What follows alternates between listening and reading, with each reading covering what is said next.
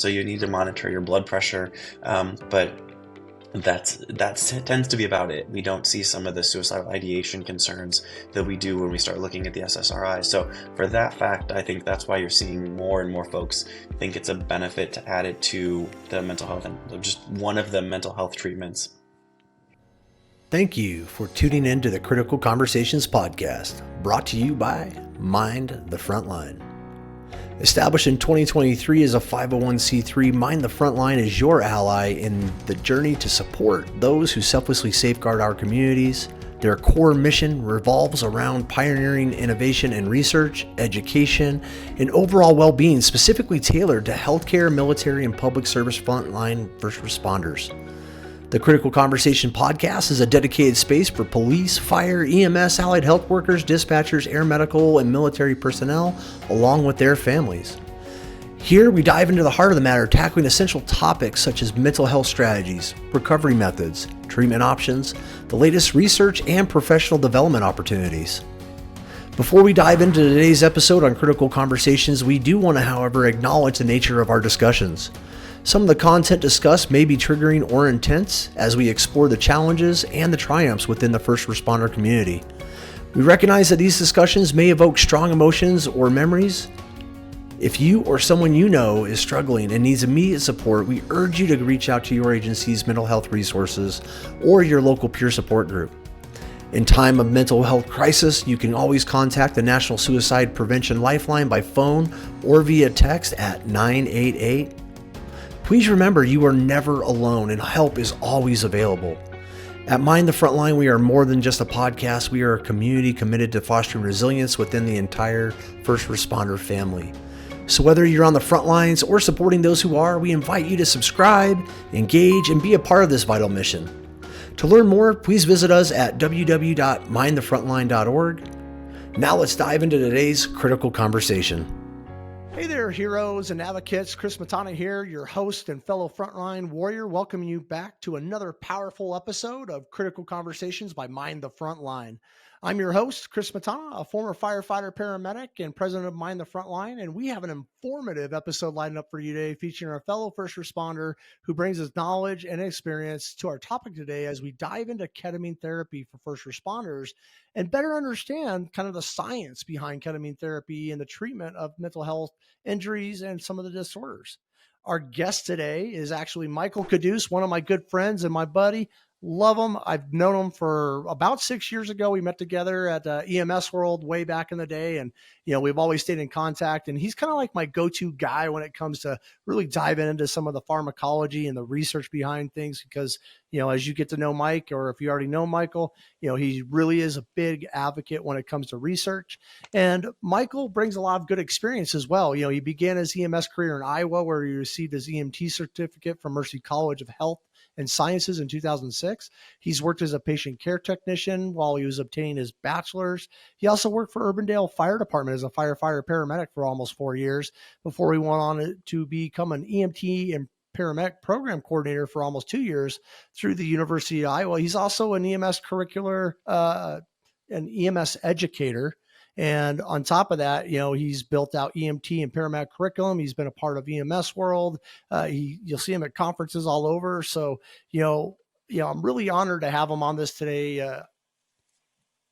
I'm really honored to have him on today's show where we can kind of dive into, just the science and the thoughts behind ketamine therapy. What is ketamine? How do we use it? Why is it being used right now in mental health and some of the treatment discussions that you see out there? And no, this is not the same ketamine dose that you would give your seizure patients or to perform an RSI. So with that, let's go and dive into today's episode and have some mindful discussion about ketamine therapy. Michael, welcome to the show, man. Thank you so much for making the time. Absolutely, Chris. That was more than a complimentary introduction. I think you could have just said he's a big nerd, and that would have been sufficient. And also, you and I always tend to run into each other at conferences and then the Delta Lounge after the conference. So we have the conference and the post-conference follow-up where we plan how we're going to take over the world. So thrilled to be with you. I love your story and how it interacts with EMS and the things you're doing for EMS. So if I can add some nerdiness to it, I'm here to do it. You're right. You know, it's funny. It seems like we always, at least in the last, I think, three conferences we've been to, you know, and especially the last one where we actually didn't get to see each other face to face. But guess what? That Delta Lounge always comes through for us. So we were able to wrap It up. does. So I'm definitely glad to have you here. Thank you very much for making the time. And, you know, when it comes to ketamine therapy, I think a lot of people, you know, have a stigma about it. You know, they're scared. There's some fear behind it. At the same time, you know, I think when you look at other people, they're also they just don't have the knowledge, or they're not armed with it. You know, we see a lot of controversy coming out in the news, especially recently with the two paramedics or the medical professionals that were working in Denver that just got convicted. So I think it's really good to have an episode just kind of dispelling some of the myths, talking about the science behind this, and kind of deep diving so people can understand that, you know, this is a good and viable treatment option for those of you suffering from PTSD, depression, and some of the other things we're going to dive into. Oh, absolutely. And included in that, there's published literature that talks about the benefits to the patient, both in human and animal studies. So those are the things we care about when we say, is this a safe and effective treatment? But I think you're exactly right. This isn't the, I'm going to, conduct a delayed sequence intubation of my patient. So I'm going to give an IV infusion of this. Ketamine works a lot differently on the brain when we give it in different doses or different routes. And I think that's probably a great jumping off point in terms of the overview of ketamine. Yeah, you know, when we look at ketamine therapy, it definitely has shown a lot of promise with the research, you know, and it continues to come out, which is great because we're seeing more and more research behind mental health treatment therapies, especially as it pertains to first responders come out, which just makes me all giddy. And I know that does for, you know, especially a research nerd like you. But, you know, we see it being used more and more, you know, including, you know, post-traumatic stress disorders, post-traumatic stress injuries, and I know that we're kind of looking at just like the mechanism. So can you kind of walk us through like what is the mechanism of ketamine, and how does it actually work when it comes to PTSD and PTSI and mental health treatment? Absolutely. I think where we have to start is recognizing what's going on inside the brain during a PTSD interaction. So we go back to our paramedic training, right? When we learned about fight or flight, and we learned that we have these catecholamines that are released inside of our brain that really overstimulate the brain. Now, if I'm being chased by a bear, I want to be in fight or flight.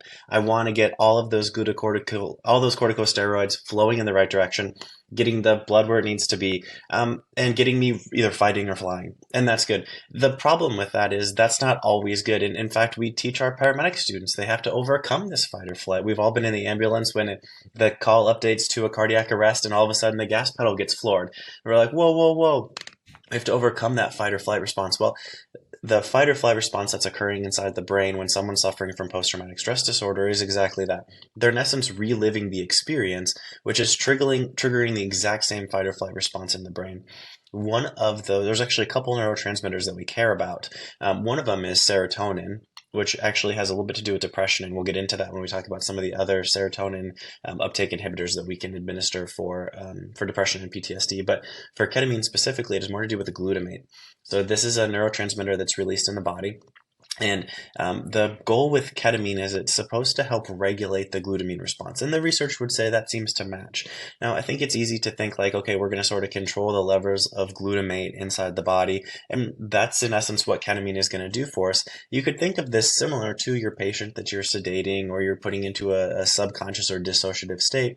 In essence, you're slowing down those neurotransmitters. We don't want to do it, again, to the extent when we're treating someone for PTSD, but in essence, that's what's happening. And it's really occurring mostly around the glutamate neurotransmitter. Glutamate stimulates the NMDA receptor site. You've probably heard, because we talk in pharmacology about this as a toxin or a drug that people can overdose on, things like MDMA and things like that. So in essence, it's stimulating the fight or flight response. If we can delay that, if we can sort of slow down those receptor sites from uptaking glutamate, then the thought is that we could reduce the neurotransmitter action, or the action that's occurring in the cleft between the neurotransmitters, or between the neurons, to solve that. Again, there's research that indicates that's what it does. I think there's another point here that's really important in that we sometimes think of PTSD as a stress reaction. What's less well understood is what occurs to the brain over the long term. So we don't want to live under a constant fight or flight state, right? That's not good. We know that increases the Yeah, heart we rate, know that's increases the bad. blood pressure. Yeah, but it also changes your brain. So we can see your amygdala, which is what controls your fight or flight response, having concern, or it doesn't grow the same way in someone who suffers from PTSD, which is again one of the reasons why we want to help control glutamate.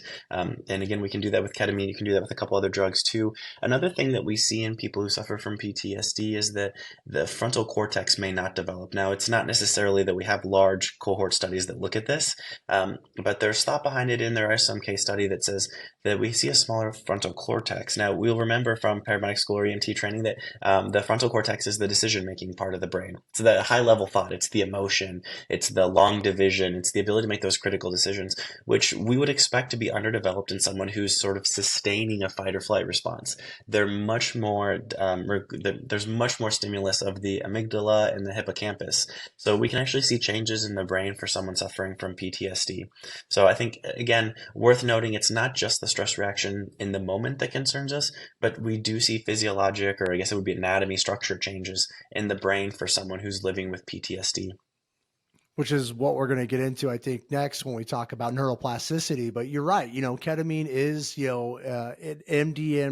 NMDA, I want to say MDNA, receptor antagonist. So it kind of blocks and kind of helps like filter some of that response on the synapses. And we know that the modulation that we're talking about, the glutamate modulation, it increases that synaptic plasticity, right? The formation of Mhm. new neural connections. So like, just like you mentioned, like the anatomy and physiology of the brain, really the anatomy, the structure, we're actually regrowing some of these neural connections with ketamine therapy, and where there may have been, aberrant, neural circuits that are causing our brain to kind of be scrambled a little bit, not processing past trauma or current instances, correctly. We're seeing that we're having a lot more effect, on the therapeutic side by building some of these new neurons and really kind of restructuring our brain. And that kind of leads me into like the neuroplasticity of ketamine and the synaptogenesis, I guess is how they say it. When we look at that, what is that doing for our brain structure, and how does ketamine affect that? I sort of look at it, and this brings in the science of the sort of the classic treatment for PTSD and for depression right now is SSRIs, right? Serotonin Mm-hmm. uptake inhibitors or selective serotonin uptake inhibitors.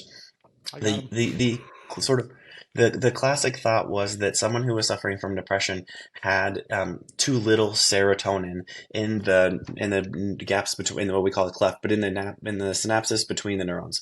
So the thought was, well, prevent the reabsorption of the serotonin because again, there's enzymes that come and clean up that serotonin, so the stimulus doesn't continue. If you Yeah. think back to how acetylcholine works, that's a very similar mechanism in essence. And so the science was thought that well, we thought that well there's just not enough serotonin, so if we don't reabsorb it, we will keep it in the synapses, and that will go, and that will help with depression. The data seems to say that you need to be on an SSRI for at least a couple weeks before we can see a scale change in how much depression the patient suffers from, or the variability of their depression. However, the serotonin left in the synapses takes place after about an hour of being on the drug. So I think when we talk about neuroplasticity, we have to understand our understanding of the brain is limited and that we're not there yet, which is why we're talking about all these different therapies. But even the therapies that are recommended in SSRIs are the class one recommendation, the first recommendation for someone suffering from depression is that there's something else going on inside the brain that we don't quite understand. There's probably some people that are getting there, but we have to understand that not only are we changing the levels of neurotransmitters in the brain, but we're changing the structure of the brain. Anytime we change the structure of the brain, we also change the function of the brain, and that's where we can get into neuroplasticity. I'm sure you've got something to add on neuroplasticity, but that's in my mind, that's how I look at it. And SSRIs are very well understood and well researched, so that's sort of my basis for where we go there.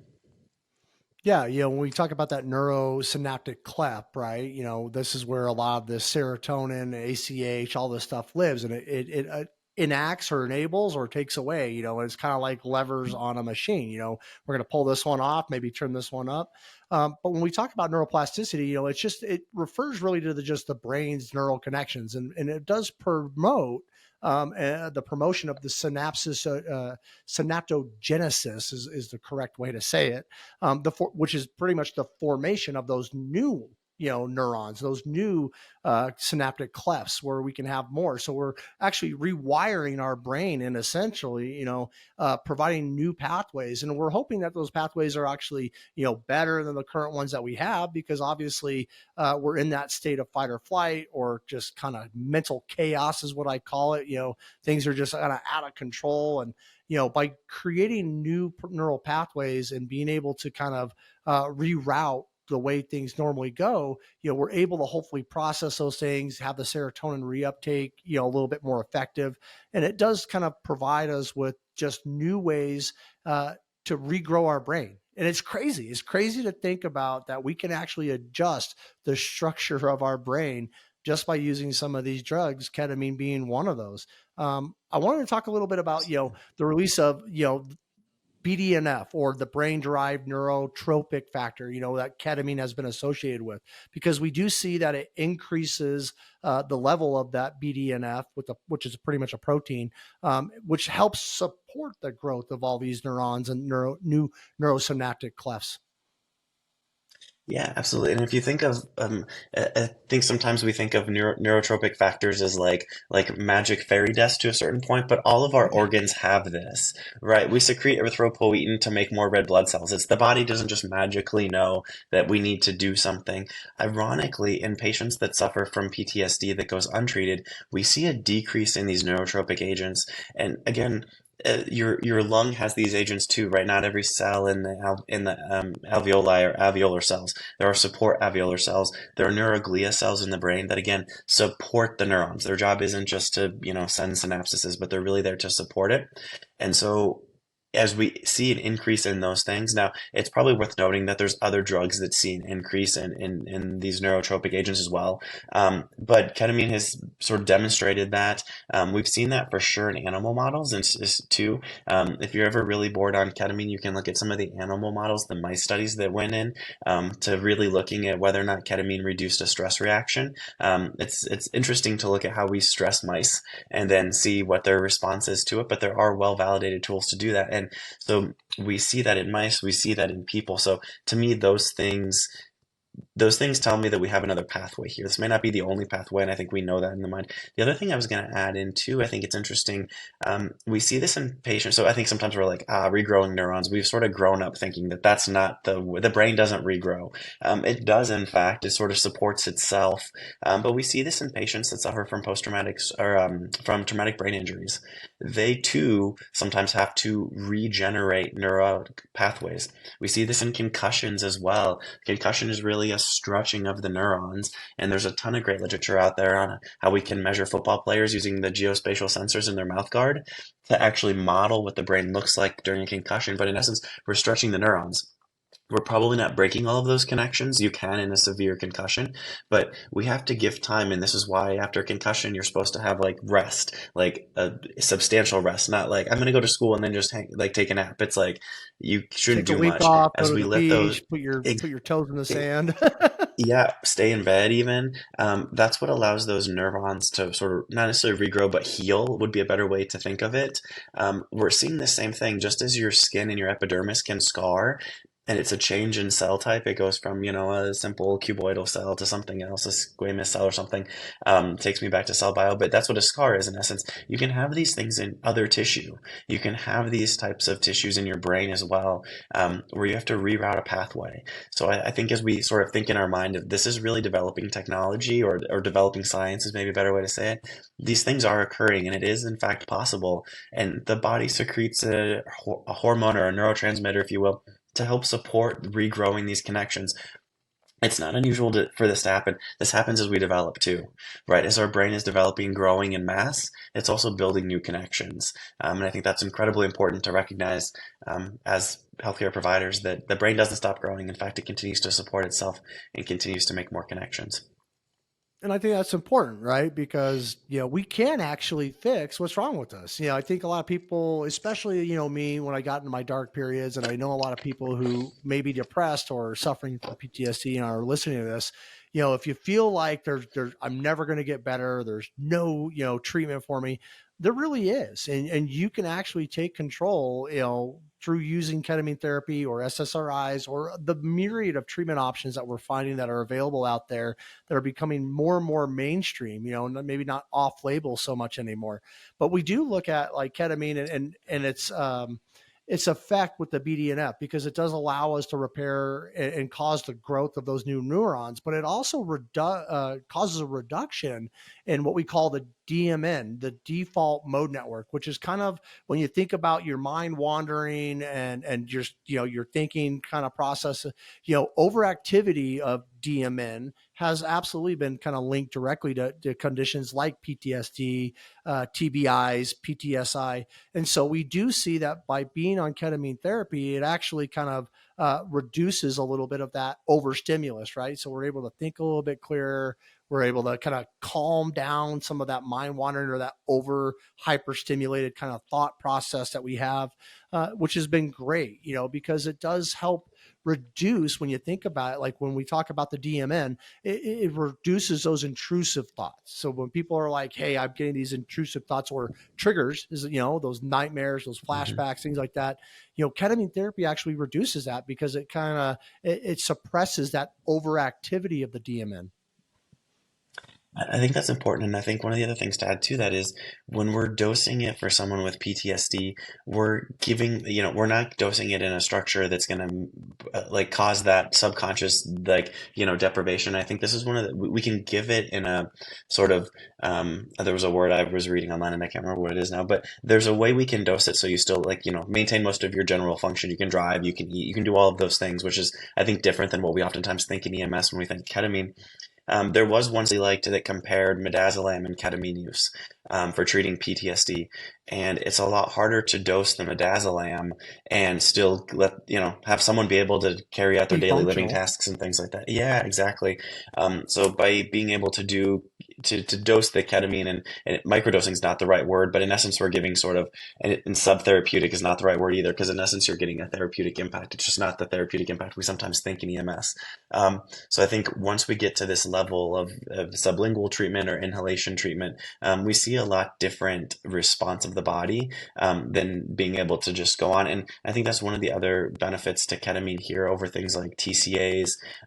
There is a safety profile for tricyclic acids. We know as from paramedic school that if you can overdose on it, it's really a dangerous drug to overdose on. But there are other side effects. It's why we've moved away from a lot of TCA use to SSRIs. But there's also MAOIs that are out there, and I think as you talk about different treatments help different people, this is one more tool in our toolbox to bring it back to EMS to say, hey, there's not a lot of literature to say it's this one thing, right? It's not like, okay, you have strep throat, you get this antibiotic, right? Yeah. It's really Yeah. It doesn't work looking that at way. what. Exactly. And I think that's part of the stigmatism too that we have to get over. That's like, I'm going to take this and tomorrow I'm going to feel better. And the overwhelming evidence says, again, it takes weeks before we start to see a therapeutic level or a clinical impact, which means we're actually seeing a patient's change in behavior. So I thought it was interesting. We're not there yet, but there's some research that looks at prophylactic treatment of ketamine for people in stressful situations. I think it doesn't shock anyone listening to the podcast that PTSD has a much higher impact in first responders in the military. I think one of the other things we don't recognize, but we will recognize into the future is there are some risk factors, just like there are risk factors for heart attacks and strokes. There are risk factors for people that suffer from mental illness as well. Whether it's schizophrenia or PTSD, we can look at the risk factors. If you have a family member who suffers from one of those conditions, you have a higher incidence of it occurring to you. So there might be some continued there'll be continued research in that aspect for it. I'm not sold on the data that's out there yet, but there is some data looking at prophylactic treatment of ketamine for stressful situations, which I think is interesting. Yeah, and to kind of add to that a little bit, Michael, when we talk about because you mentioned like the midazolam versus ketamine, I didn't have midazolam, but they did put me on. I'm drawing a blank now. Starts with a D, not Demerol. Versed, Diazepam. not Valium. Gosh, why could I say that? Oh yeah, Yeah, diazepam. yeah, diazepam, the other D word. But essentially, I remember when I was coming out of my crisis moment and I got released. One of the drugs that they put me on was Valium, and I remember yeah, I didn't like that at all because it kind of takes you out. You're not really very cognitively functional, especially as they're trying to dial it in. And it did take a while. And so when you look at that versus like when I was on Spravato, the inhaled nasal ketamine, man, I could go to a treatment and within 2 hours, like I'm back kind of functional, right? Like I'm not drooling. I Hmm. can think, I can operate a vehicle, I can go out and carry a conversation. I have my wits or my wherewithal with that, with me. Yeah. And I didn't find that when I was on diazepam versus the ketamine. And I like this because it leads into our kind of our next session, subject here. When we talk about the rapid relief of symptoms, that is one of the things I thought was most promising out of the research that I was looking into for today's episode is like you mentioned, SSRIs. Yeah, they're going to take you anywhere from 4 to 6 to 8 weeks, and sometimes in some patients, even longer before you really start seeing that scaled effect where you can say, hey, I actually feel a little bit better. But with ketamine, you get a rapid onset and alleviation of some of these symptoms and some of these, my neurons aren't all scrambled. They're not all firing all over the place. They start being a little bit more concise and leaning themselves in a similar direction all at once versus feeling like I'm getting pulled all over. And you see these usually within hours or to days, but and they last up to anywhere from 14 to 21 days after an initial treatment. So we are seeing that we're able to kind of get those relief from symptoms a little bit quicker, than waiting 6 weeks of, hey, I hope this stuff works. And I know people that have been on SSRIs or started SSRIs, and they give up. They take it for a couple of Hmm. weeks. They're like, this stuff is garbage. It ain't working. It ain't doing anything. It takes time for some of these medications to work. But that's one of the things I think I really like about ketamine therapy, especially in an initial crisis, because it actually does, take effect rather quickly, and it doesn't take you out of the fight. So to say, you're still cognitively there. You can be present. Yeah. It's not like some of these other drugs like midazolam or diazepam, either one of those, where it really does kind of take your cognitive ability to think and act, and you're kind of just, you become lethargic. That's what I did. I just remember being like, just like zoned out on my bed or my couch and not really being such a functional Hmm. human or a spouse or anybody. So, what has been your kind of experiences when it comes to just the onset of ketamine in crisis or as we initially start the dose? I think you're spot on in terms of why we're seeing it integrated into mental health treatment. And maybe not expeditiously. I don't think anyone's running to get it, but I do think, again, it's one of the tools in our toolbox, which is why we're starting to see it. Now, I like ketamine for a lot of reasons, and the reasons I like it in a PTSD crisis state is the same as why I like it in an induction agent for intubation is it doesn't have as crazy of a risk profile as a benzodiazepine. I'm not worried Mhm. about you stopping breathing. Whereas if I'm intubating you, that's sort of the goal. I'm not worried about you losing your airway, losing control of your airway. One of the reasons I love ketamine for intubation is because I can give it to a hypotensive patient. Now, the risk with a benzodiazepine is that it can make you hypotensive, especially if I'm giving it to someone who's already hypotensive. Now, hopefully that's not where you're at in a PTSD state, but it does have some of those risk factors that come along with it. I would add SSRI drugs when given to do carry a black box warning that it can increase the risk of suicide ideation, especially in adult men young under the age of 25. We've got some evidence that suggests that that's a problem. Like it occurs. It's definitely a problem. So I think that's one of the things. Now Oh, it definitely occurs. I there's can tell you that conflicting firsthand. yeah, and so I think that's one of the things we have to recognize is no drug is perfect. So if I can find a drug that has less side effects than what I currently have, then it's worth adding it to the integration of mental health treatment. Now, I ketamine for just a continued treatment. I like it for a few other reasons. Many of our folks in EMS have to maintain a driver's license, which means that they need to be they can't be under the influence of a substance while they're operating a motor vehicle. There's conflicting evidence on whether ketamine is an addictive substance. It's a scheduled drug, so that means there's a possibility that it's addictive. We know that benzodiazepines carry a similar risk. It's why they're also scheduled. So I think as we look at a drug that has less of a side effect to it, ketamine seems to be one of those drugs. And I'm at all the conferences where people talk about there are actual side effects to ketamine, and there are, but again, we're not giving it in those high of dosages. There's a couple studies that look at what ketamine in sort of this inhaled fashion or this sublingual fashion does to blood pressure, and there is some risk for it. So you need to monitor your blood pressure, but tends to be about it. We don't see some of the suicidal ideation concerns that we do when we start looking at the SSRI. So for that fact, I think that's why you're seeing more and more folks think it's a benefit to add it to the mental health and just one of the mental health treatments. Yeah, I'll talk about that because, the first time I got put on SSRIs was when I got released from the behavioral hospital after being committed for 10 days for I had a breakdown, I had a sentinel event. And, um, I'd never been on SSRIs before my entire life. And I remember like that first week or so, it felt like it got really, really dark. It got darker than where I was, and it would have been nice because obviously I ended up doing Spravato about 4 months after that. It would have been nice to have had the ketamine therapy in conjunction with starting the SSRIs to hopefully mitigate some of the suicidal ideations or at least bring some of that down.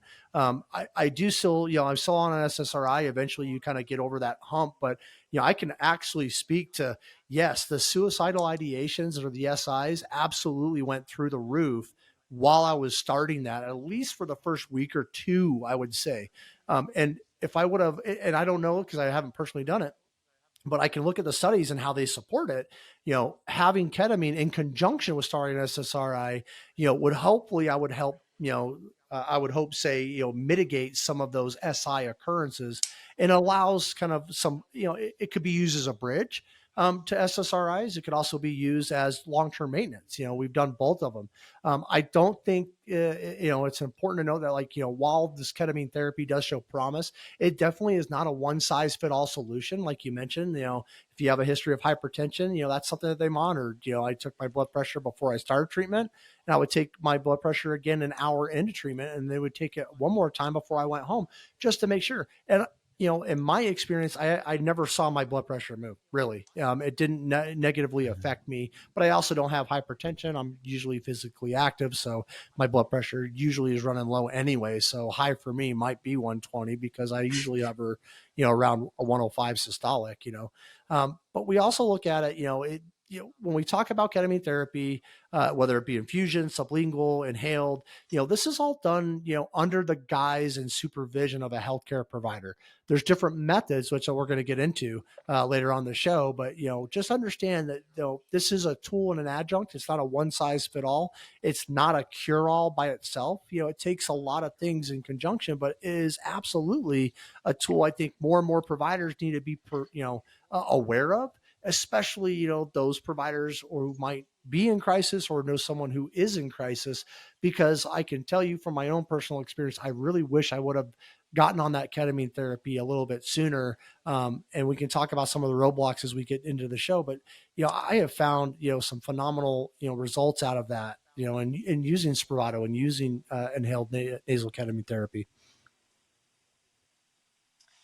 I think it's one of those things like anything else, right? Like we, whenever I was talking to my family about this the other day about how important it is to have a healthcare advocate, someone who speaks healthcare when you're going to medical appointments, when you're in the hospital, just being aware of the treatments that Right. are out there and being able to advocate for yourself and say, hey, I heard there's this new thing, or I've heard more, or go read, do a Google search about it, read about it, skip all the sponsored ads on your Google search because those are the drug companies paying you to want to read it, and go down to the Right. NIH because they publish all kinds of drug profile stuff. But I think just the value of having that conversation with a physician and being like, hey, have you done this? Have you tried it?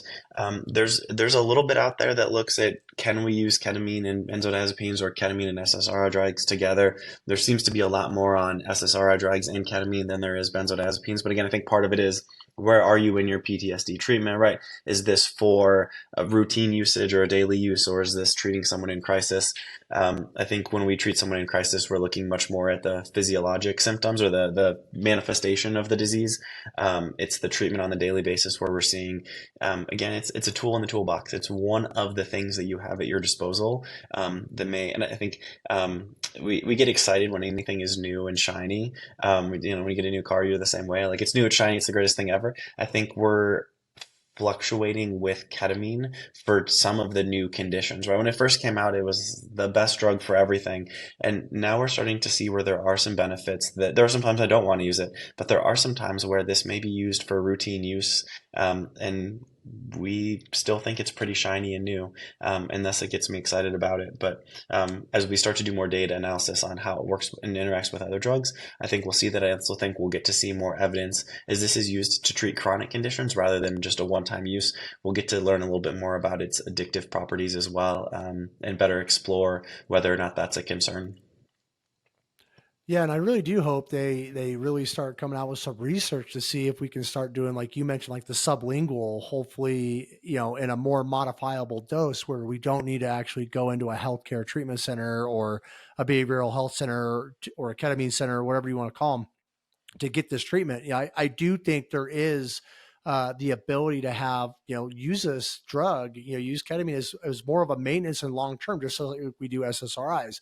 But what is that dose? How does it interact? Like those are all still, Hmm. questions that we don't have, definitive answers to.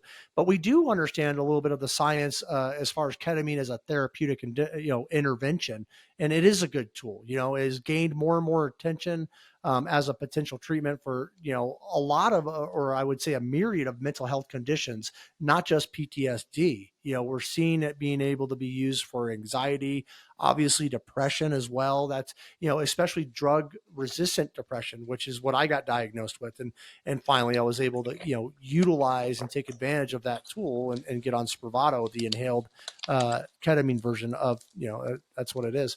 But we always see new changes and where it's going. I think when we talk about the effectiveness of ketamine therapy, once again, it's just that rapid onset of action, which is great to have, especially if you're in mental crisis mode, right? I've been in crisis. Sometimes Hmm. I don't get there near as bad anymore, but I can only imagine someone who's there. I know what that feels like to be in that pit of just despair and not feeling like you want to be around. Those suicidal ideations, those voices are very loud, the thoughts are very intrusive. And to have a tool in my toolbox that I'm aware of anyways, and I can bring up, with my therapist, with my mental health provider, my healthcare provider, and just say, hey, is this an option? Because there is really good supporting science behind it and showing that we do get a rapid onset of ketamine. It does provide relief for depression and anxiety, the fear behind that, the intrusive thoughts, and suicidal ideations. I think one of the other,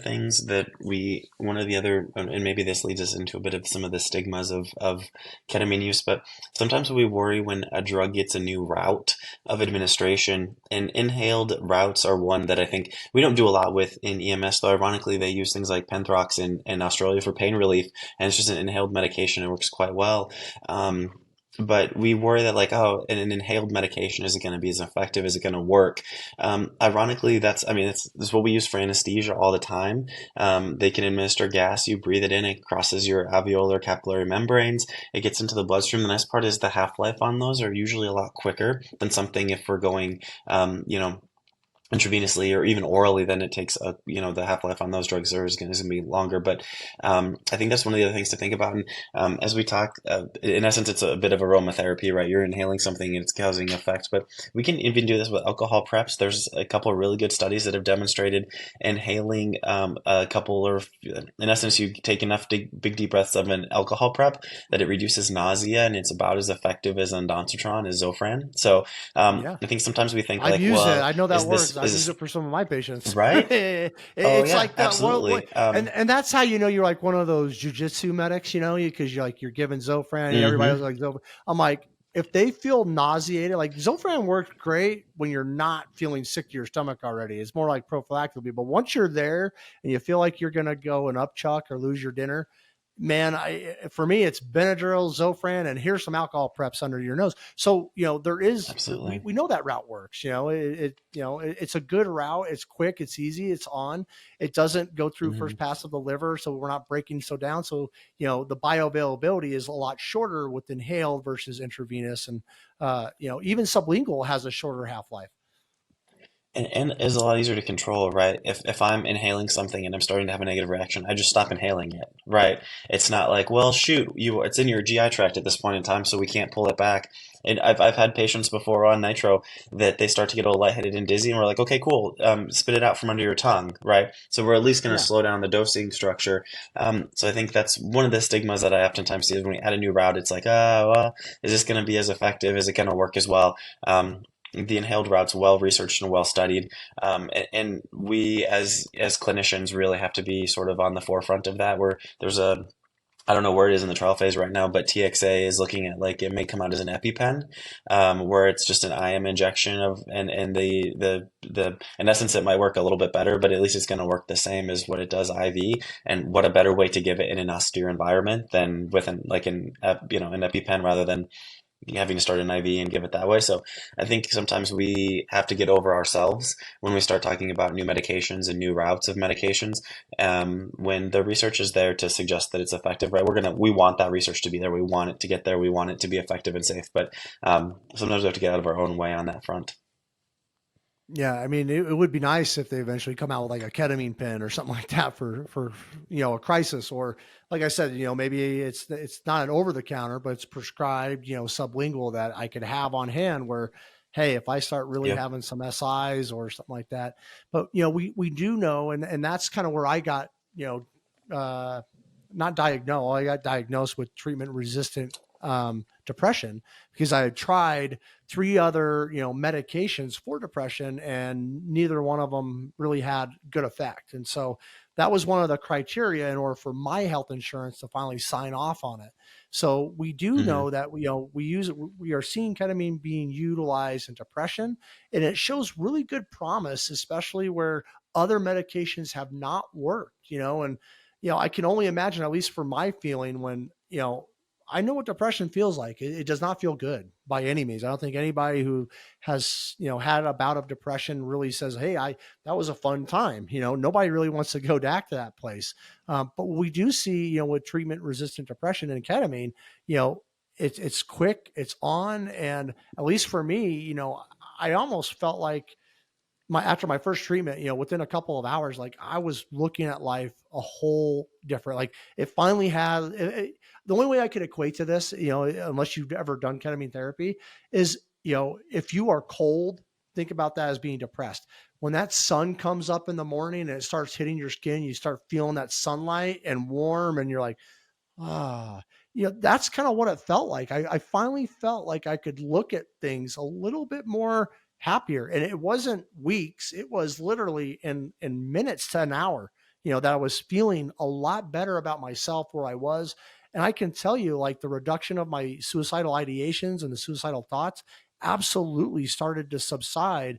And as long as I was keeping up with my ketamine therapy and my regimen, they were very, very infrequent, to the point where they almost went away completely. And that's something that no other medication, at least for me, had done to that point. And so I think talking about ketamine therapy and utilizing it as a tool and becoming more available, we could talk a little bit about just kind of some of the hurdles that you might experience as a someone who is seeking out, trying to get their provider to write you a ketamine script or provide that kind of ketamine therapy.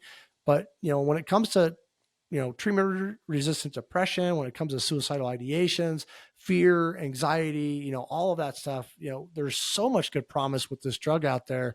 And it shows that it works quick, it works fast.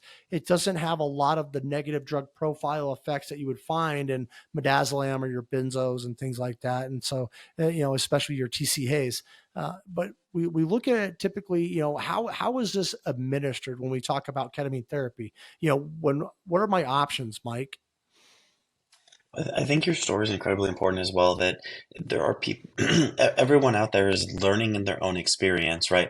And we can only speak to our own experience. I work with a great group of people, and I always tell them that we don't have time to make all of our own mistakes. We have to learn from some other people. It's why I love reading people's biographies. It's important to recognize that your story is going to benefit someone. Someone's going to relate to that, and then going and having that conversation with a mental health care provider, a physician Hey, I heard this. What are your thoughts on it? In terms of routes of administration, what I'm reading, what I'm seeing is that we're seeing inhaled ketamine as one of the easier ways to administer this in an outpatient setting in a clinic or something like that. There's also some sublingual ketamine dosages that are out there. Um, I haven't seen a lot of the studies that are looking at like an oral administered medication. It may just be that I'm not looking in the right place, but the inhaled route, I think it was 2 liters a minute or something, was what I was reading in one of the studies. That could have been in animals, though, so don't quote me on that. Seems to be that inhaled route or that sublingual route are the routes that we're seeing sort of for routine maintenance dosing.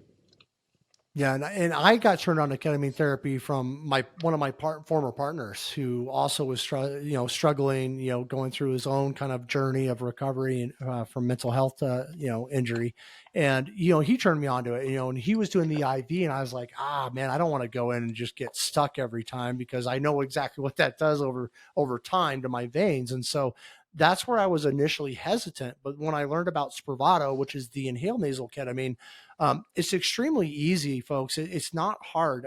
Typically, you like Michael said, you're an outpatient setting. Usually, this is at some sort of mental health kind of care provider.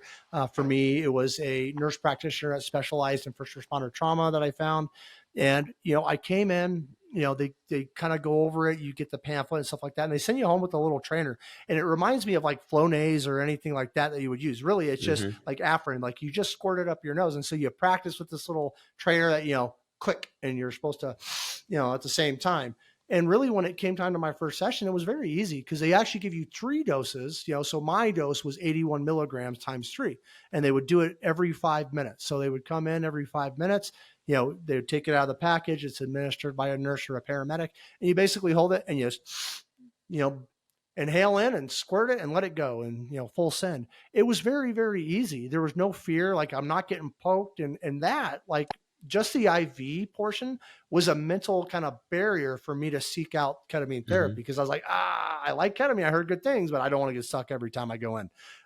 Versus sublingual, I actually heard a lot about. I know it's becoming more of a research and they're looking more and more into it, so that's probably why you weren't able to find the research behind it. But really, it's 3 times 81 milligrams, at least for me, one nostril, go the other, or, sometimes I get all, plugged up. So you're just staying on one side. But I didn't find it very hard or challenging. It was just, you take it, you kind of get up there, and then you kind of get up there, and you don't get into that dissociative state. Like, you're not going to get into this where you're just tripping, or that's not what it does for you, folks. You do start feeling a little bit of a, euphoria, and for me anyways, I was able to kind of, I journaled during my sessions. I would listen or watch, a YouTube episode on Motiversity, or just something to kind of help bring that kind of healing space in. That was really good. I love the biurinal kind of tones I was doing to, which is replicating almost EMDR at the same time. And you also have Hmm. ketamine guided therapy, which is becoming more of a thing. And I love that because I saw a lot of the benefits with my ketamine therapy. If I did the inhaled stuff, it takes about 2 hours. You got to go in the office for 2 hours so they can observe you. So you're there for 2 hours and then you get released. And typically they'll ask that you have someone there to drive you home because, once again, we don't have the studies there to show that, hey, are you fully capable of driving a vehicle within how long? It's just not present yet. So they err on the side of caution. But I can tell you at 2 hours, for the most part, I was pretty functional and cognitive at that point. But what I found a lot of benefit is when I would go do my inhaled therapy sessions with ketamine and then immediately go over to my therapist and see her half an hour later or within the same day. Having those two conjunctive therapies together was just, I can't stress, just at least for me in my recovery, really did bring a lot of good things and allowed me. I got further ahead, I think, in 1 month than I had in years just by doing some of these tools and using them. We know that people, when we talk about potential side effects, we look at blood pressure. But for the most part, it does increase your heart rate. You might get some transient blood pressure elevation, but it really doesn't have that bad of a negative side effect or a drug profile. It's relatively safe, as safe of a drug could probably be. So, what are some of the long term effects? Were you able to find anything as far as, those who might be on ketamine for, say, a year or two, or keep going and utilizing it as part of their maintenance therapy? I have a question for you, too. Yeah, How go ahead. often did you have to go back for it? How often did you go in for your treatments? So initially, I believe it was twice a week for, I think it was like 4 to 6 weeks. So you're going quite frequently, and then after you kind of get through this ramp up period where I was able to get through the crisis and really kind of you know, get centered again. After that, it was weekly, and then it turned into biweekly. Because obviously the studies show we start losing the benefits of the therapeutic ketamine at about 14 days. Some a little bit later, some a little bit earlier. But from there it was just maintenance, and I would go about every 2 to 3 weeks, and it would just became a monthly kind of part of my routine, just like I go get a Hmm. massage now. A massage is good for not only my body, but it's also a moment for me and my mental health and wellness. I meditate during it. So, it's one of those things you just kind of add into your routine. And what works for me is not going to work for everybody, but trying almost anything I could was where I was at the time, because I knew what the other option was and I didn't want that option, obviously. Oh, sure. Yeah, I think that's really interesting, and I think we're sharing with people because oftentimes when we talk about things like SSRIs and MAOIs, you have to go in and get blood drawn every couple of days initially, and then every couple of weeks. So very similar in the structure of dosing, where you're sort of built your onboarding, if you will, to Mm-hmm. the medication. So I think recognizing that, and one of the barriers to success in any medication is this fear of needles, and I think sometimes we're like, we're tough and we can get over it, and you're like, the problem with that is that's not the case for everybody.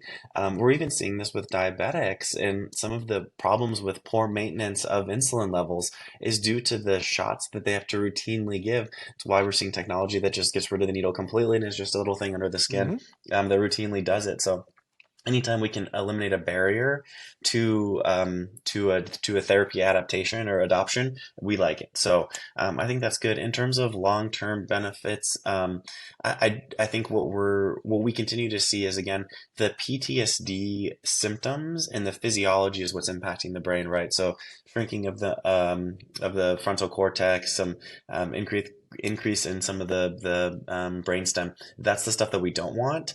So I think as we treat those signs and symptoms, there's probably not, I mean, I don't know. I don't have anything that says the brain structure changes on long-term ketamine use. I think it's probably more like anything else. We adjust the physiology to the person so that the Mm-hmm. physiology works out, right? We could look at this like any other disease, and I think there's we show our students these mental health commercials where it treats a mental illness like it is a physical condition. You're like, well, just get over it. And you're like, just get over diabetes? Like, no, you have to take the medicine or you will die. So Yeah. I think what we try and do, just like anytime someone's suffering from a physical illness, when they're taking medications for PTSD, for example, is we want to regulate the medication to their physiology, and their physiology and the medication sort of adapt together. Where we may see someone that can reduce their ketamine dose, we may see someone that needs to increase their ketamine dose. There's not a lot of dosing structures that are out there where we see an escalating dose or a declining dose. It's probably more likely that we decrease the frequency than we decrease the Mm-hmm. dosage.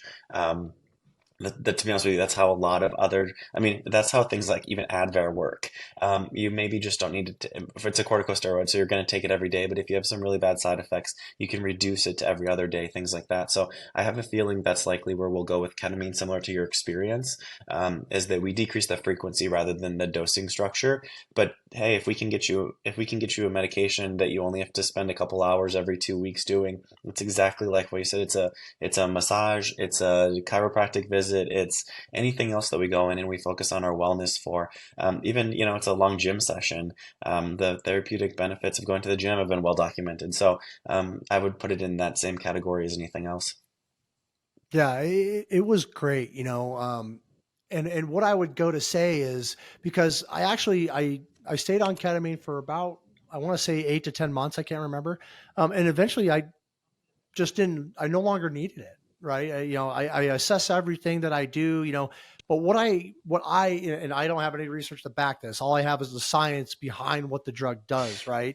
So when we look at the neuroplasticity, I do feel like ketamine gave me that opportunity to kind of rewire my brain as I was bringing in new tools, obviously, therapy, mindfulness, eating well, sleeping well, all of that. Like it wasn't just one thing. But being able to bring all of those things together, but ketamine allowed me to rewire my brain. So eventually, my other tools that were a little bit more holistic, that didn't require an actual drug, started to have more effect, right? Because I've rewired Hmm. it enough to get over that crisis mode and really start utilizing my tool and have a really good, healthy, daily mental health and wellness routine that I incorporate every day actually in my recovery, because it is something like, a diabetic. Like this is not going to go away from me. I know that. What I can do is help manage it, mitigate it, and keep it as low as possible. And the way I do that is through every day having a good daily routine. But ketamine long term, there's not a Yeah. lot of good research out there because we're still learning about it, right, folks? So, but what I would tell you is look at the science and look at what it actually does. It actually helps with that neuroplasticity. It helps decrease that chaos, where I'm having these intrusive thoughts. And that allowed me to find and utilize other tools as I was learning about recovery and mental health disease and injuries and all this. How can I use other things? Because I've always been a guy that I don't like taking medications if I can avoid it. I don't take a medication, just take a medication. I don't take hydroxycut just to lose weight, right? Like I'll just go to the gym. I'll work really hard or work on my diet or something like that. So that's kind of what I compare it to, in certain relativity. But really, it was a tool that got me through the crisis. It worked when other drugs were not working. Literally, they didn't work. There was no response to my depression using three other well-known drugs. And this drug allowed me, in conjunction with therapy and everything else, to basically heal myself. Obviously it helped. It gave me that tool, but Hmm. it allowed me to get in that mental health and wellness space. It allowed me to be present and centered and really kind of start working on the trauma that I did have. So, for me, I found a lot of good benefit. Even when I was in maintenance mode, going every 2 to 3 weeks. And then, like you said, the frequency, right? It just got longer and longer to the point where I was like, I'm good. But I always know that if I need it and if I get in crisis again, I can go right back. It's a phone call away. So I've already established that relationship, which is great. So if I ever do need it again in the future, I'm not hesitant. I know how it works. I know it works. It does great things. And if I should I need it again, I know it's available and I can go back and get it. But, you know, folks, these are therapies out there that if you haven't tried and you've tried other things and you feel like you're still at the end of your rope, it's a good opportunity to maybe take a good hard look at what these do, especially ketamine therapy, because once again, all I have is my experience, but I can tell you that where I was when I started ketamine therapy and where I was mentally and physically 4 months down the road we're almost two separate places, Michael. They just, and unless you've gone through an experience like mine, it's really hard for me to, convey that through, video or through this podcast. But I would just encourage individuals that, know what the science is behind the drug. It does help with reducing, some of these intrusive thoughts. It does help with the depression. So I'm able to kind of utilize other tools to really kind of help shine through. And it did. It made a huge difference for me. And man, I felt great for the first time. I'm not saying I was going out and doing Willy Wonka stuff and jumping around and hopping and skipping. But man, where I was when I came into the program and where I was at the 4 month mark were two completely different places. I think that's incredibly important. And again, I think your story just motivates so many people. I would add to it that this treatment pattern is exactly what we do for people who suffer from high blood pressure and high cholesterol. We may put them on a medication, but we also ask them to make lifestyle changes, right? So it's lose weight, Right. it's be more active, it's eat less red meat, whatever the thing happens to be. We ask people to both take a medication and lifestyle factor because that continues to be well supported in all of the literature that says there's a cause to this and there's a multi-pronged solution. I think even in EMS, sometimes We don't have the sympathy or the empathy sometimes we should for patients who there is a solution to their problem and they just need a little bit of help getting to that solution, or there's some concern that they're not making the good, healthy choices that would support them. We see this in all, anytime I can relate or try and, merge behavioral health emergencies to physical medical emergencies, I try and always say, like, lifestyle factors of medication are combined for physical illnesses and injuries all the time. We do the same thing for mental health treatment. So recognizing that all the things that you said, having a routine, recognizing positive thoughts. I thought it was interesting. You were sharing a little bit about how you went through your ketamine treatment and then you went and saw your psychiatrist. Um, we do this when we give ketamine and EMS though. Like if I'm giving a kid a sedation dose of ketamine, because we're gonna reset their arm in the emergency department or something. We tell them like, "What's your favorite sport?" I was the last kid I had was a soccer player from like middle school, so I was like, "Okay, it's your favorite soccer game. You just won the big game, right? Everyone's cheering. You're up on people's shoulders." We try and put them in a positive state because we see less of that reemergence effect that has been well documented in ketamine use. It's not widespread, but it does happen. So we try and put them in a really good place. And so in essence, we're doing the exact same thing, just with a little bit different structure, trying to get you into the best mindset possible so the drug has the best opportunity to take effect. Yeah, and that's the tool. It's a really positive tool that people need to take advantage of if it fits for them. And like you mentioned, it's lifestyle changes. I had to Mhm. change my lifestyle. I had to really start, I was grinding really hard, working all the time. And so there's a lot of other changes that happen with that. But I also, when we talk about the treatment options with ketamine, I do want to tell people, and what I talk about on the show is kind of the landmines that you might step on as you're looking at this, because I stepped on some of these. And then that's why I like to share my story, because not all ketamine clinics are the same. So when you guys are looking for treatment therapy options and, a ketamine clinic or ketamine therapy through a behavioral health hospital or a physician or a healthcare provider, just know that they're not all the same. So please, please, please do your homework and really, make sure that, this ketamine clinic or whoever you're going, the provider, has an established history, a reputation, that they really do understand ketamine therapy. Because while we are seeing, obviously a lot of great results and ketamine is catching on, there are a lot of people taking advantage of this from a business aspect and pumping out ketamine clinics all over the place. And they're not all the same. My very first ketamine clinic that I went into, before I actually armed myself with good knowledge and education, and you think I would have done this as a high level, critical care provider beforehand, but I just didn't. You look at something, my health insurance works for it, great, I'm going to go in. And that place, you know, you, when I sat down for the first time, you could tell that they had just started up and they really didn't have a full understanding of how to deliver the ketamine. Like I went into the little, office that, I was going to have the treatment in, and I looked around and it was very bare. Like they just, I could tell they didn't have it all together. Now, whether they do now or not, that's another story. But I want to let people know that when you're looking to do this therapy, please do your homework on the provider or the clinic or wherever you're going to go to utilize this, because they are not all the same. And some things you want to make sure that you want to look at is, do they have an established history, with treating first responders with PTSD, PTSI, and PTSS while using ketamine? Do they use ketamine guided therapy, or is it just, Spravato, or is it just, intravenous? The other thing is the actual setup of the clinic. When I also knew very well, early on that this clinic was probably not the one for me, because they didn't really have any resources. When I asked them, like, hey, you know, I've never done ketamine before as far as ketamine therapy. I've administered to a lot of patients in RSI, trust me, or for pain. I mean, I ended up getting a ketamine profile shirt. I should have worn it for this episode, but I couldn't find it.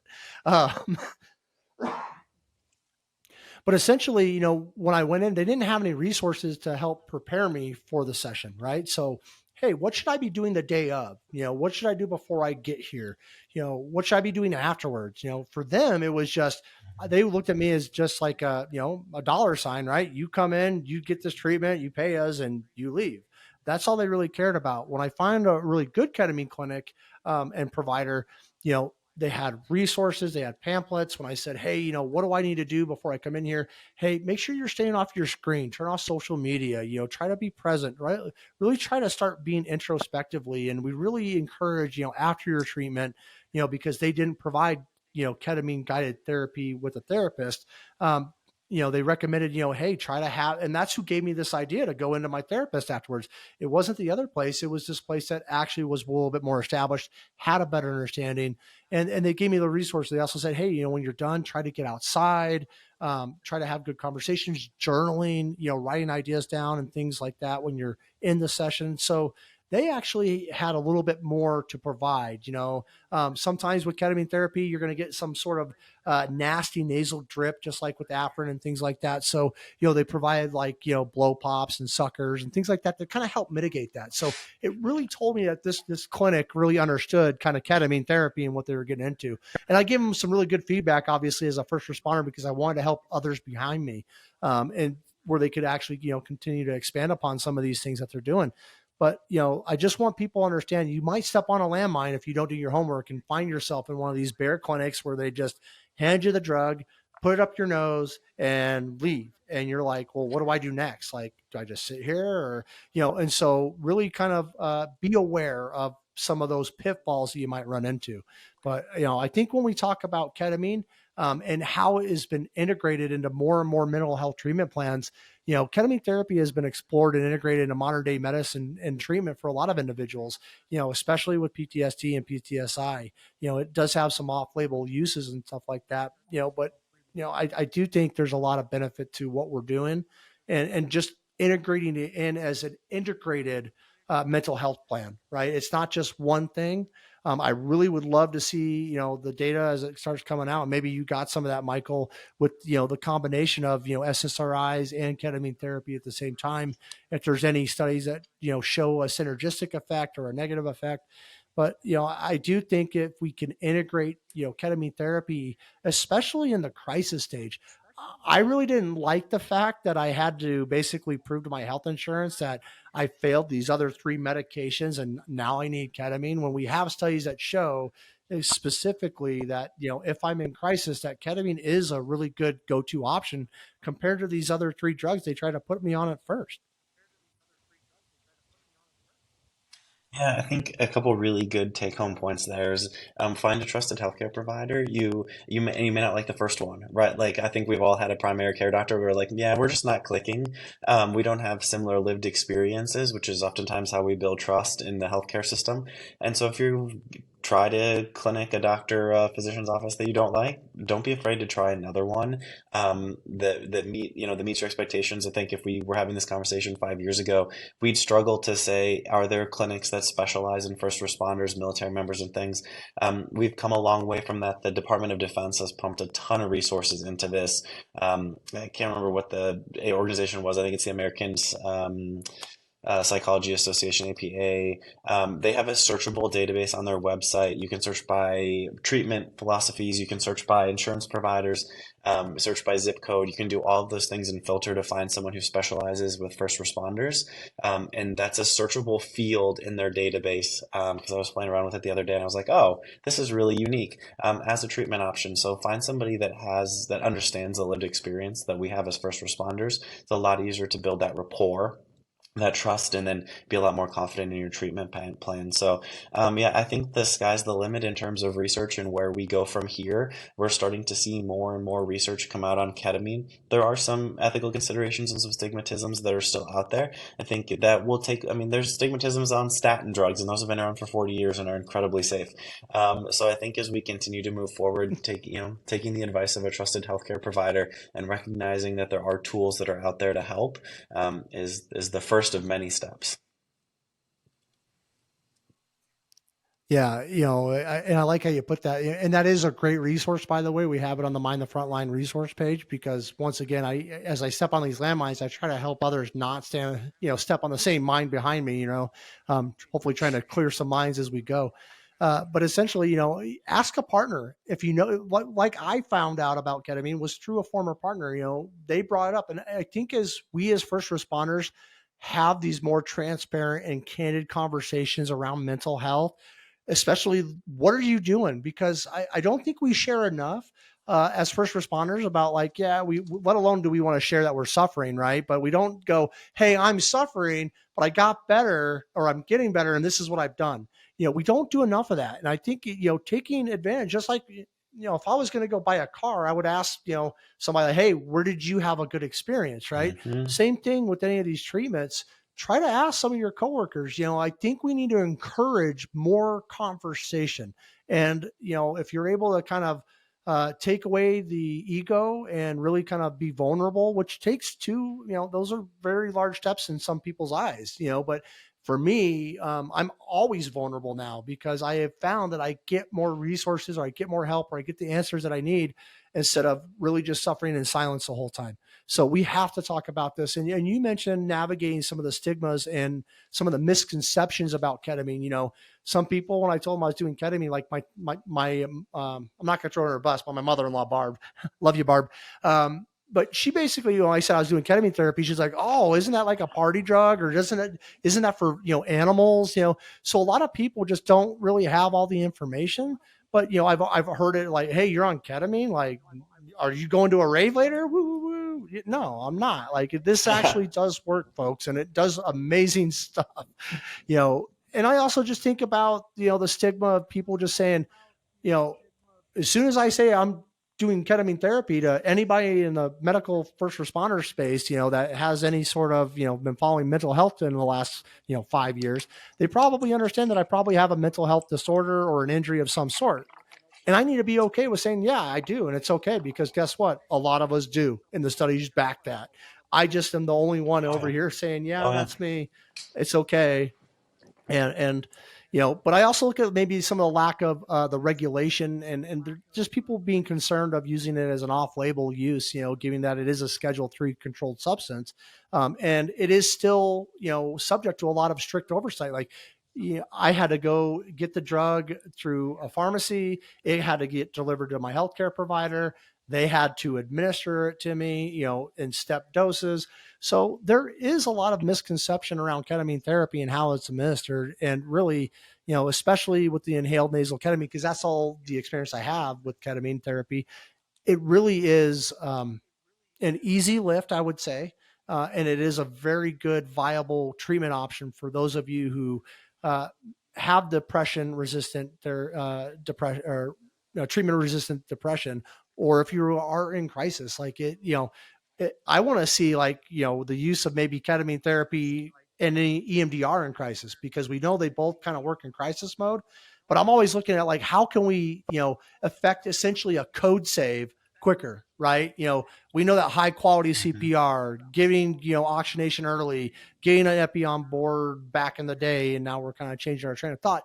But, same kind of thing. When we have someone that's in crisis and they come to us, whether it be a ER or behavioral hospital, that we're jumping on it and using every tool in our toolbox and resource to basically get them out of that feeling as quick as possible and start getting some positive changes, because nobody, guys, folks, nobody wants to be in that pit of bottom of despair. And if you're in there, I've been there and I feel for you. I hear you, I see you, but I also encourage you to look at some of these other alternatives and seek them out and be proactive with your therapy. You cannot, I'll tell you, there's a lot of people, that think that there's going to be their mental health providers going to be able to say, you have to arm yourself with knowledge, folks, and get out there and advocate for yourself and advocate loudly and be transparent and be vulnerable. What are some other stigmas that you've seen around, just ketamine therapy and stuff like that as it pertains to first responders? I think you know the big ones, and that is that it's got an illicit use, or it's had an illicit use. But I mean, we see that with so many other drugs as well. Marijuana is probably the one that we see right now as states start to legalize it. It's got an illicit use, sort of, but it also has some great medical properties to it. It's also naturally occurring, so that brings up all kinds of other discussion points. But in terms of stigmas, I think the news media right now carries out this concern for the use of anything that could hurt someone. And there's a lot of drugs that we carry in our ambulances that could hurt someone someone. There's a lot of drugs we use in the hospital that, when used inappropriately, can really hurt someone. So I think when we talk about the general public, that's probably at the top of the list. Is just the experience they've had with this has all been negative because that's what they've heard on the news. So in essence, you get to, be a patient advocate, or to get to do some education and share that, like, actually there's quite a few benefits to some of these drugs. So I think those are the big ones. Is just that whenever someone hears of ketamine, it's usually a bad thing because it's on the news. Even 5 or 10 years ago, we had tons of break-ins to veterinarians' offices, or we saw a spike in veterinarians' office break-ins Yep. because that's where ketamine was used at. So it was theft related, and again, that was for illicit purposes. No one was taking it because they wanted to treat their PTSD with it.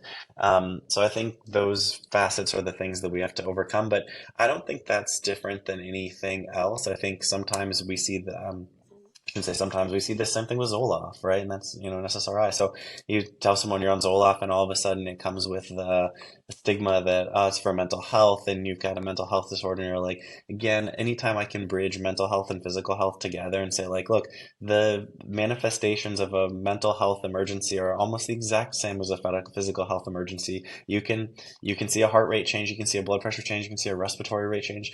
If we draw blood, we can see changes in all of those catecholamines, stress reaction, things like that. So I just always try and bridge it back to, anytime someone doesn't understand, it's an opportunity for me to provide education. In essence, in education, we call it the knowledge gap. So if someone doesn't understand or feels like the drug's inappropriate for the use, it's my opportunity to educate them. I'm not going to win all the hearts and minds of the general public, but I can probably help find some of them and help change some of their minds. Again, back to, CBD and marijuana use, we still see that. You'll still see people that there's even states that refuse to legalize it and fine whatever. I don't care the politics behind it. But there are, it's been documented, there are some benefits to it. There are some risks. You can have hyperemesis disorder from it too. So I think my opportunity, anytime I hear someone with whatever their stigma is to provide some education and say, sure, that very well could be the use. There's not a lot of people stealing ketamine to get high on it anymore. It seems to be outfactored by things like opioids. But nonetheless, it's my opportunity to provide some education. And to that point, we provide all kinds of public education on naloxone, because the opioid epidemic is so rampant in our communities that someone hears naloxone and they're like, "Oh, are you around people who use opioids regularly?" Like, yeah, they're overdosing in a lot of very public places where naloxone has a benefit to the public, and it doesn't mean that you're doing anything illicit or illegal about, your daily life. So maybe another example there, but yeah, I think it's just an opportunity for us to continue educating the general public. Which is why both of us love educating, because I love being able to hopefully educate someone, or impart some knowledge into them that where they didn't have, or if they had a misconception, kind of setting that misconception right, and that's part of education with anything. If you're trying anything new, whether it be ketamine, SSRIs, you really should be looking up, what it does, be a patient advocate. And the way that you can do that best is by arming yourself with the knowledge, the education, the research, the stats, and all the things that support it or go against it, but if you don't know what you don't know, you can't advocate for it. And I can definitely see the stigma, more and more, hopefully getting broken down, at least on the mental health side. I can't really say for the initial EMS side, because the news and the media always wants to portray that in such a negative light.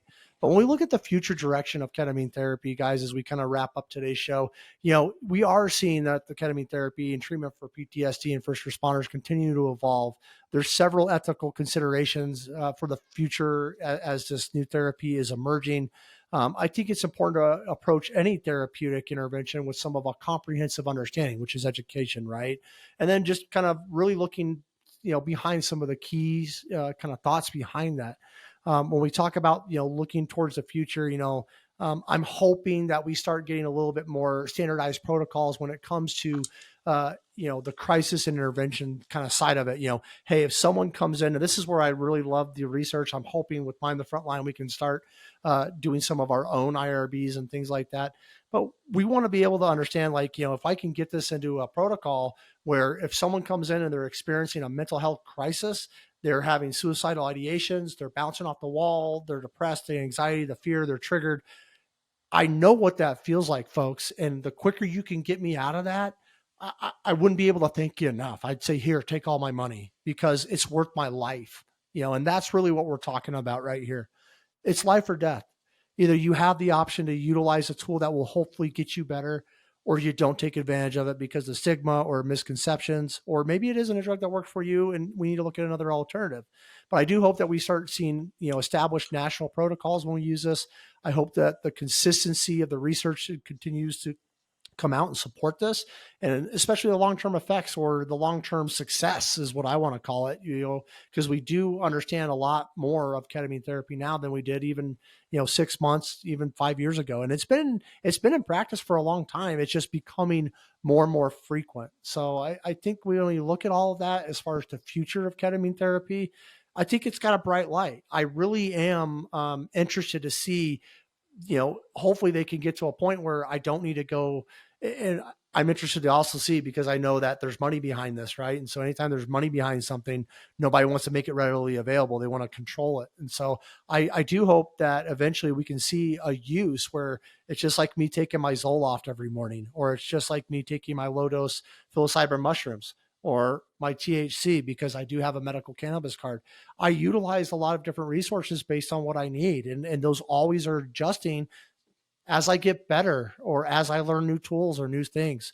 Where do you kind of see the future of ketamine therapy going, Michael? And, what are your thoughts just on the overall episode? Any last words? No, I think just the power of your story really hopefully will bring. I know it does, so it's not a hope. I know it will bring people to the table and it will continue the conversation. And I think that's my big objective is ask, right? There are different treatments out there, and you have to be an advocate for yourself. I think I would agree with you. I think the future is bright here, and I think part of it is this is a world that we don't understand. We probably don't understand as much as we do understand, which means that the future is going to be multifaceted. I think one of the things that I often see people say, or that I come across in terms of like, well, how do you really measure improvement? How do you regulate something like that? I think there are validated tools that measure the response to PTSD. There's blood tests, but there's also just tools that we can do, just like there's tools that measure depression. You repeat those tools on therapy, and that's how you prove a benefit. And I think that's the future, is demonstrating that there's clinical benefit here. I think that's what gets Mm-hmm. you the regulation changes and things like that, is to demonstrate that it's not just an anecdotal one person, it's a therapeutic group. We've got data and analysis that proves that. I think the other thing that this movement has going for it is it's really apolitical. Everyone cares about improving mental health, and as we talk about veterans' mental health, there's no one that's maybe, but for the most part, everyone's very supportive of that. So that means we're moving in the right direction, and oftentimes that can bring about a bit of speed that we don't oftentimes see in things that has a certain group that agrees and a certain group that disagrees. This is really a group. This is really a movement where you see a lot of agreement. So I think those are where it's going. I think, again, we need large data sets to really help say, yeah, this is effective, this is safe, and that will likely bring some of the regulation with it. I think that's where it's going. I didn't pull an FDA trial, though. You can look up every FDA trial for ketamine. You just go to their website and type it in, and you can see that there are some trials there going forward that'll get us exactly where we want to be. So. Well, I love it. And I also just love your insights. And I love that you nerd out on this stuff just like I do, and really kind of bring the facts so we can share the facts. Hopefully I was able to bring a little bit of my side of the story, but we combine those with the research, the facts behind ketamine therapy, and really kind of educate and arm our fellow first responders in our community with the information that is important, right? And that's why we do this. We give back to others and help arm them with knowledge, so that way they can be a more educated, not only provider for those that are utilizing it, because it works on both sides. Whether you suffer from PTSD or mental health disorders, just understanding what ketamine therapy is makes you a better provider, because now you're able to understand your partner who might be going through that and have a little bit more knowledge, and actually have a conversation, which I can tell you firsthand, having those conversations and connecting with others that understand where I'm at, where I'm going through, some of the treatments that I'm currently utilizing or have gone through.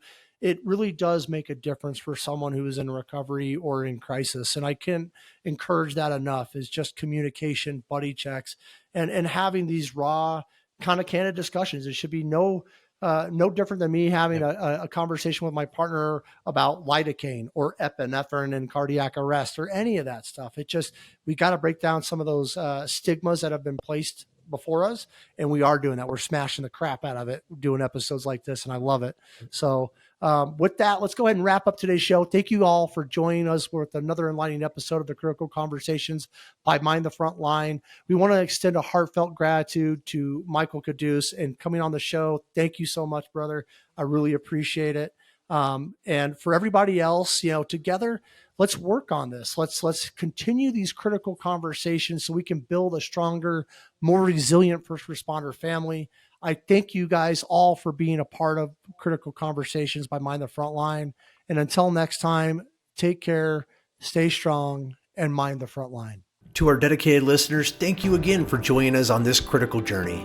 Remember, the Critical Conversations podcast is a steadfast resource for police, fire, EMS, allied healthcare workers, dispatchers, air medical, and military personnel, along with their families. Your support makes the impact of these conversations resonate even further. If you found today's discussion enlightening and want to stay connected with our ongoing mission, please be sure to subscribe to the Critical Conversations podcast. You can find us via Spotify, Apple Podcasts, YouTube, and the Mind the Frontline website. Your subscription ensures that you will never miss an episode, and it's a powerful way to show your commitment to fostering resilience within the entire first responder community. For more information and additional resources, visit our website at www.mindthefrontline.org. Together, let's continue these critical conversations and build a stronger, more resilient first responder family. We thank you for being a part of the Critical Conversations podcast. Until next time, take care, stay strong, and mind the front line.